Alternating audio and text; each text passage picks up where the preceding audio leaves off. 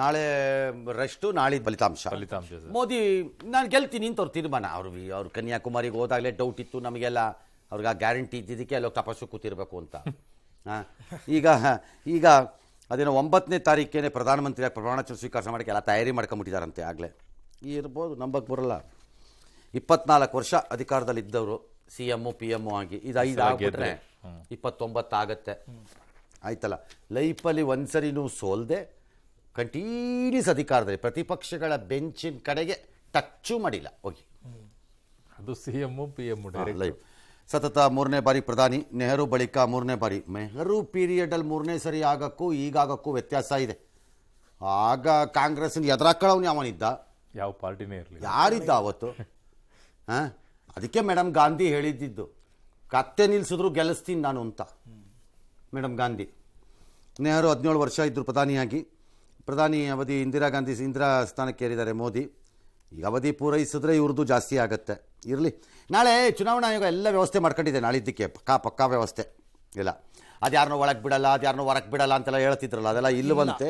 Election commission clarify ಮಾಡಿದೆ, ಆ ಥರದ್ದೆಲ್ಲ ಸುಳ್ಳು, ಹಂಗೆ ಯಾರು ಅನ್ಕೋಬೇಡಿ. ನಿಯಮಗಳ ಪ್ರಕಾರ ಯಾರನ್ನು ಬಿಡಬೇಕೋ ಎಲ್ಲರನ್ನೂ ಬಿಡ್ತೀವಿ ಅದರೊಳಕ್ಕೆ ಅಂತ. ಈ ಮಧ್ಯೆ ಬೆಂಗಳೂರು ಗ್ರಾಮಾಂತರದ ಮಂಜುನಾಥ್ ಅವ್ರೊಂದು ಕಾಗದ ಬರೆದು ಅಭ್ಯರ್ಥಿ ಸ್ವಲ್ಪ ಬಂದೋಬಸ್ತ್ ಮಾಡ್ಕೊಳ್ಳಿ, ಯಾಕುವೆ ಏನಾದ್ರು ಹೆಚ್ಚು ಕಡಿಮೆ ಆದರೆ ಯಾಕೋ ಗಲಾಟೆ ಆಗ್ಬಿಡ್ಬೋದು ಅಂತಿದೆ ನೋಡಿ ಅಂತ. ಅದನ್ನು ಬಿಟ್ಟರೆ ಇನ್ನೇನಿಲ್ಲ ಭಾಳ ಜಾಸ್ತಿ. ಅಸೆಂಬ್ಲಿ ಇಲ್ಲ, ಅಲ್ಲಿ ಅರುಣಾಚಲ ಸಿಕ್ಕಿಂ ಅಸೆಂಬ್ಲಿ ಫಲಿತಾಂಶ ಬಂದಿದೆ. BJP ಅರುಣಾಚಲದಲ್ಲಿ ಭರ್ಜರಿಯಾಗಿ ಗೆದ್ದು ಕೂತಿದ್ದಾರೆ ವಿಧಾನಸಭೆ. ಸಿಕ್ಕಿಂನಲ್ಲಿ SDF ಸಿಕ್ಕಿಂ ಡೆಮೊಕ್ರೆಟಿಕ್ ಫ್ರಂಟ್ ಅವರು ಚೆನ್ನಾಗಿ ಗೆದ್ದಿದ್ದಾರೆ. ಪೀಪಲ್ಸ್ ಇವರು ಎಲ್ಲಿ ಸಿಕ್ಕಿಮಲ್ಲಿ. ಅಲ್ಲಿ ಉಳಿದವರೆಲ್ಲ ಮಕಾಡೆ ಮಲಕೊಂಡಿದ್ದಾರೆ. ಎಲ್ಲಿ BJP ಕಾಂಗ್ರೆಸ್ನವರು ಹೇಳ್ಬೋದು. EVM ಅವ್ರು ಮೋಸ್ಟ್ಲಿ ಅಡ್ಜಸ್ಟ್ ಮಾಡ್ಕೊಂಡ್ರು. ಯಾರು ಹೇಳು? BJP ಅಲ್ಲ, ಸಿಕ್ಕಿಂ EVM ಏನೋ ಮಾಡಿದ್ದಾರೆ. ಇದ್ರ ಹೆಂಗ್ರಿ ಆಗತ್ತೆ ಹೇಳಿ ಬೇಕಾದ್ರೆ, ಯಾರು ಬೇಡ ಅಂತ. ಈ ಮಧ್ಯೆ ವಿಧಾನಸಭೆಯಲ್ಲಿ ಒಂದು ಚುನಾವಣೆ ನಡೀತಾ ಇದೆ. 11 ಸ್ಥಾನಗಳಿಗೆ ವಿಧಾನಸಭೆಯಿಂದ ಪರಿಷತ್ತಿಗೆ. ಅದರಲ್ಲಿ ಕಾಂಗ್ರೆಸ್ ಅಂತ ಟಿಕೆಟ್ ಕೊಟ್ಟಿದ್ದಾರೆ. ಸಿದ್ದರಾಮಯ್ಯನವರ ಪುತ್ರ ಯತೀಂದ್ರಾಗೂ, ಸಚಿವ ಬೋಸರಾಜುಗೂ, ಗೋವಿಂದರಾಜು ಸಿದ್ದರಾಮಯ್ಯನವರ ರಾಜಕೀಯ ಕಾರ್ಯದರ್ಶಿ, ಐವಾನ್ ಡಿಸೋಜಾ, KPCC ಕಾರ್ಯಾಧ್ಯಕ್ಷ ವಸಂತಕುಮಾರ್, ಕಲಬುರಗಿಯಲ್ಲಿ DCC ಅಧ್ಯಕ್ಷ ಜಗದೇವ್ ಗುತ್ತೇದಾರಂತೆ, ಶಿವಮೊಗ್ಗ ಜಿಪಂ ಮಾಜಿ ಅಧ್ಯಕ್ಷ ಬಿಲ್ಕಿಸ್ ಬಾನು, ಶೆಟ್ಟರ್ ಅವರ ರಾಜೀನಾಮೆಯಿಂದ ತೆರವಾಗಿರೋ ಸ್ಥಾನಕ್ಕೆ ಬಸನಗೌಡ ಬಾದರ್ಲಿ ಅವರು ಕೊಡ್ತಾರಂತೆ. All right. ಈ ಕಡೆ CT ರವಿಗೆ, ರವಿಕುಮಾರ್ಗೆ ಮತ್ತು ಮರಾಠ ಅಭಿವೃದ್ಧಿ ನಿಗಮದ ಮಾಜಿ ಅಧ್ಯಕ್ಷ MG ಮುಳೆಗೆ ಇವರು BJP ಅವರು ಕೊಟ್ಟಿದ್ದಾರೆ. JDSನವರು ಒಂದು ಕೊಟ್ಕೋಬೇಕು, ಯಾರಿಗಾರುವೆ ಕೊಟ್ಕೋತಾರೆ. ಅದು ಕೊಟ್ಕೊಂಡ್ರೆ 11 ಆದರೆ ಈ ಚುನಾವಣೆ ನಡೆಯಲ್ಲ, ಅವಿರೋಧವಾಗಿ ಎಲ್ಲ ಆಗಿ ಹೋಗ್ತಾರೆ. ಮಾನ್ಸೂನ್ ಸರ್, ಮಾನ್ಸೂನದ್ದು ಈಗ ನಾವು BTL ಹಾಗಾದ್ರೆ ಪ್ರಜ್ವಲ್ ರೇವಣ್ಣ ವಿಚಾರದಲ್ಲಿ ದೊಡ್ಡ ಡೆವಲಪ್ಮೆಂಟ್ ಇಲ್ಲ. ಭವಾನಿ ಹುಡುಕೋದಕ್ಕೆ SIT ಕಂಟಿನ್ಯೂ ಮಾಡಿದ್ದಾರೆ. ಎಲ್ಲಿದ್ದಾರೆ ಅಂತ ದುರ್ಬೀನ್ ಹಾಕೊಂಡು ಹುಡುಕ್ತಿದ್ದಾರೆ. ಸಿಕ್ಕಿದ್ರೆ ಹಿಡ್ಕೊಂಬರ್ತಾರೆ, ಇಲ್ದಿರೋ ಹೈಕೋರ್ಟ್ಗೆ ಹೋಗಿದ್ದಾರೆ. ಅಲ್ಲಿ ಏನಾಗುತ್ತೋ ಆ ತೀರ್ಮಾನ ಆಗತ್ತೆ. ನಿಗಮ ಮಂಡಳಿಗಳ ವಿಚಾರದಲ್ಲಿ ಮಾತ್ರ ಇನ್ನೂ ನಾಗೇಂದ್ರ ರಾಜೀನಾಮೆ ವಿಚಾರದಲ್ಲಿ ಯಾವುದೇ ನಿರ್ಧಾರ ಆಗಿಲ್ಲ. ಬಹುಶಃ ಫಲಿತಾಂಶ ಆದಮೇಲೆ ಏನಾರು ಆಗತ್ತೆ. ಆದರೆ ಒಂದಂತೂ ನೆನಪಿಟ್ಕೊಳ್ಳಿ, ಈ ಚುನಾವಣೆ ಗಲಾಟೆ ಮುಗಿದ್ಮೇಲೆ ನಾವು ಅದಕ್ಕೆ ವಾಪಸ್ ಬಂದೇ ಬರ್ತೀವಿ. ಯಾವನವನು ಹಂದಿ ಈ ದುಡ್ಡನ್ನು ತಿಂದಿದ್ದು ಅಂತ ಗೊತ್ತಾಗಬೇಕು. ವಾಕರ್ಕೆ ಬರೋ ಥರ ಎಕ್ಕತ್ತ ಮೇಲೆ ಹೊಡೆದು ಕಕ್ಕಿಸ್ಬೇಕು. ಯಾಕೆ ಅಂದರೆ ಬರೀ ಜನರ ದುಡ್ಡಲ್ಲ, ಅದು ಪರಿಶಿಷ್ಟ ವರ್ಗಕ್ಕೆ ಮೀಸಲಿಟ್ಟಿರುವ ದುಡ್ಡದು, ಅವರ ಕಲ್ಯಾಣಕ್ಕೋಸ್ಕರ. ಹಾಗಾಗಿ ಎಕ್ಕತ್ತು ಹಿಂದೆ ಹೊಡೆದು ಕಕ್ಕಿಸ್ಬೇಕು, ಬಿಡಲ್ಲ. ಚುನಾವಣೆ ಗಲಾಟೆ ಮುಗೀಲಿ ಅಷ್ಟೇ. All right. Anything sir? Final ಒಂದು ಕ್ವಶನ್ ಕೇಳಬೇಕು ಸರ್, ಎಲ್ಲರೂ ಕೇಳ್ಬಿಡಿ. ಈ ಚುನಾವಣೆಯಲ್ಲಿ ತುಂಬಾ ಚರ್ಚೆಗಳು ಬಂತು ಸರ್. ನಿರುದ್ಯೋಗ ಬಂತು, ಆರ್ಥಿಕತೆ ಬಂತು, ಇವೆಲ್ಲವೂ ಕೂಡ ಚರ್ಚೆ ಬಂದಾಗಲೂ ಕೂಡ ಜನ ಇದು ಯಾವುದು ಸ್ವೀಕಾರ ಮಾಡೋ ಮನಸ್ಥಿತಿಯಲ್ಲಿ ಇರಲ್ವಾ ಸರ್? ಬೆಲೆ ಏರಿಕೆಗಳನ್ನು ವಿಚಾರ ತಂದಿಟ್ರು, ಯಾವುದು ಗಮನಿಸದಾರ್ದೇನೆ ಓಟ್ ಹಾಕುವಂಥದ್ದು. ಈ ಪ್ರಾಬ್ಲಮ್ಗಳು ಇಲ್ಲವೇ ಇಲ್ಲ ಅಂತ ಹೇಳಕ್ಕಾಗದೇ ಇಲ್ಲ. ಓಕೆ, ಎಲ್ಲ ಪ್ರಾಬ್ಲಮ್ಗಳು ಇರುತ್ತೆ. ಬಟ್ ಈ ಪ್ರಾಬ್ಲಮ್ಗಳನ್ನು ಜನ ಅವತ್ತಿನ ಸನ್ನಿವೇಶದಲ್ಲಿ ಎಷ್ಟು ಗಂಭೀರವಾದದ್ದು ನನ್ನ ಮತ ಹಾಕಕ್ಕೆ ಅನ್ನೋದ್ರ ಬಗ್ಗೆ ತಾಳೆ ಹಾಕೋತಾರಷ್ಟೇ. ಇಲ್ಲ ಅಂತ ಹೇಳಕ್ಕಾಗಲ್ಲ. ಏನು ಮೋದಿ ಹೇಳಕ್ಕಾಗತ್ತಾ? ನಮ್ಮ ದೇಶದಲ್ಲಿ ನೋ ಅನ್ಎಂಪ್ಲಾಯ್ಮೆಂಟ್, 0. ಇದು ಹಣದುಬ್ಬರ, ಅದು 0. ಸರ್, ಇದು ಸಾಲ, ಅದು ಆವತ್ತೇ ತೀರಿಸ್ಬಿಟ್ನಲ್ಲ, ₹1 ಇಲ್ಲ. ಹೇಳಕ್ಕಾಗತ್ತಾ? ಬಟ್ ಅದೆಲ್ಲದಕ್ಕಿಂತಲೂ ಹೆಚ್ಚಾಗಿ ಸಂವಿಧಾನ ಬದಲಿಸ್ಬಿಡ್ತಾರೆ ಅನ್ನುವಂಥದ್ದು ಸಂವಿಧಾನ ಬದಲಿಸ್ತಾರೆ ಅನ್ನೋಂಥ ಬೋಗಸ್ ಸ್ಟೇಟ್ಮೆಂಟ್ ಮಾಡೋರೆಲ್ಲ ಮೂರ್ಖರು. ನಾವೇನು ಮಾಡೋಕ್ಕಾಗಲ್ಲ. ಅದಕ್ಕೆ ಮಾಡೋದಾಗಿದ್ರೆ 10 ವರ್ಷ ಗೋಲಿ ಆಡ್ಕೊಂಡು ಕೂತಿದ್ರ ಇವರು? ಮಾಡ್ಬೋದಾಗಿತ್ತು, ಕಾಮನ್ ಸೆನ್ಸ್ ಬೇಡವಾ ಅದಕ್ಕೆ?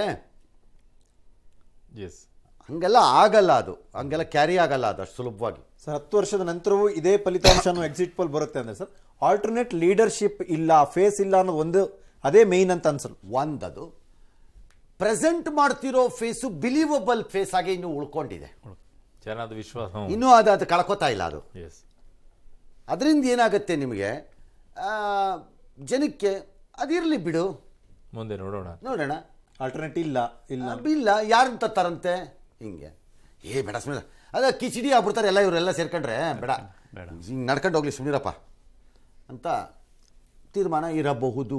ಬಟ್ ಅರುಣ್ ಕೇಳ್ದಂಗೆ ಇಟ್ಸ್ ಎ ಸೀರಿಯಸ್ ಕ್ವಶನ್ ಅದು. ನಿರುದ್ಯೋಗ ಅಥವಾ ಇನ್ನೇನೋ ಕಷ್ಟಗಳು ಕಾರ್ಪಣ್ಯಗಳು ಎಲ್ಲ ಇದ್ದಾಗ ಹೇಗೆ ಜನ ಈ ತೀರ್ಮಾನಕ್ಕೆ ಬರ್ತಾರೆ ಅಂತಾರೆ. ಜನ ತಮ್ಮದೇ ಆದ ಲೆಕ್ಕಾಚಾರನೂ ಹಾಕಿರ್ತಾರೆ ಇದರಲ್ಲಿ. ಅವರೇನು ಪೆದ್ರಲ್ಲ ಅವರು. ಮತ್ತು ಹಿಂದಿನ ಥರ ಬರೀ ನಾವೇ ಹೇಳಿದ್ದನ್ನು ಕೇಳಿಸ್ಕೋಬೇಕಂತೂ ಇಲ್ಲ, ಎಲ್ಲ ಬರುತ್ತೆ ಇನ್ಫಾರ್ಮೇಶನ್. ಸರ್ ಇನ್ನೊಂದು ಫೇಸ್ ಬೈ ಫೇಸ್ ಮೋದಿ ಅವರು ಆ ಕ್ಯಾಂಪೇನ್ ಸ್ಟೈಲ್ ಮಾಡ್ತಿದ್ದಾಗ ಹತಾಶರಾಗ್ಬಿಟ್ಟಿದ್ದಾರೆ, ಎಲ್ಲೋ ಬಿದ್ದೋಗ್ತಾ ಇದ್ದಾರೆ, ಈ ರೀತಿಯ ಟಾಕ್ಸ್ಗಳಿತ್ತು.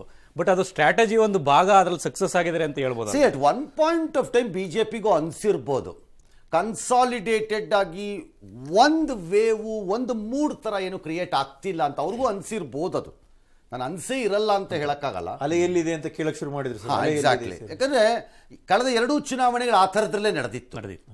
ಮತ್ತು ಭಾರತದ ಚುನಾವಣೆಗಳು ಸಾಮಾನ್ಯವಾಗಿ ಚುನಾವಣಾ ಸಂದರ್ಭದಲ್ಲಿ ಹೊತ್ಕೊಳ್ಳೋ ಒಂದು ಅಲೆ ಮೇಲೆ ನಡೆಯುತ್ತೆ ಸಾಮಾನ್ಯವಾಗಿ, ಇಫ್ ನಾಟ್ ಎವ್ರಿ ಟೈಮ್.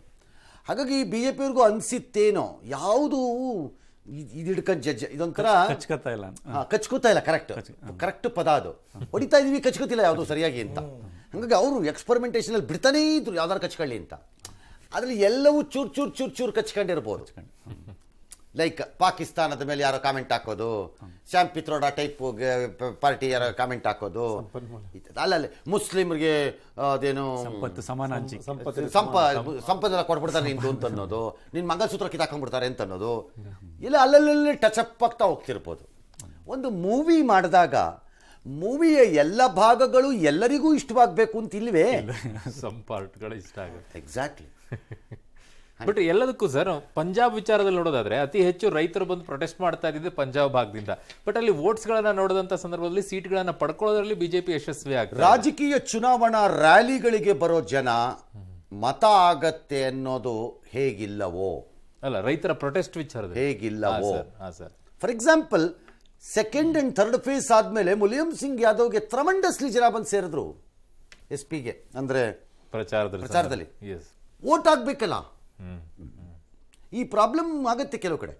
ಹಾಗೆ ಪ್ರತಿಭಟನೆಗಳಲ್ಲಿ ಕಾಣ ಸಿಗುವ ಜನರೇ ಮತದಾರರಲ್ಲ. That's wrong. Number 2. Number 3, Punjab ಅಂದ ಕೂಡಲೇ ಅಲ್ಲಿ ಬಂದ ರೈತರಷ್ಟೇ ಎಲ್ಲವನ್ನೂ ನಿರ್ಧಾರ ಮಾಡುವ ಜನ ಅಂತ ಅಲ್ಲ, ಅದನ್ನು ಮೀರಿದವರೂ ಇರ್ತಾರೆ. ಪಂಜಾಬ್ ಅಂದ ತಕ್ಷಣ ಬರೀ ಸಿಕ್ಕರೇ ಅಂತಾನೂ ಅಲ್ಲ, ಸಿಕ್ಕರೇತರರೂ ಇದ್ದಾರೆ